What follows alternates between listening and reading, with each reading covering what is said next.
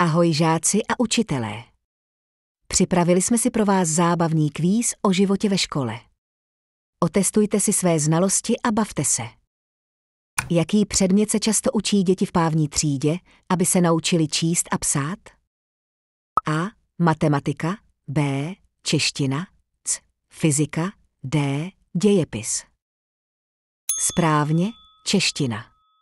V pávní třídě se děti učí základy českého jazyka, aby mohli číst a psát.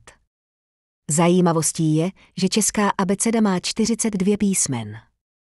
Jak se nazývá výlet, který škola pořádá pro žáky za účelem poznávání nových míst a získávání zkušeností?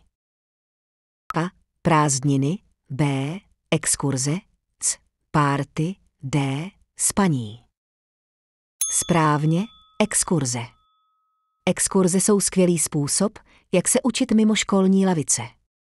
Věděli jste, že nejdelší školní exkurze távala 3 roky? Děkujeme, že jste se zúčastnili našeho kvízu. Podělte se o své skóre v komentářích a nezapomeňte nás sledovat pro další zábavné kvízy.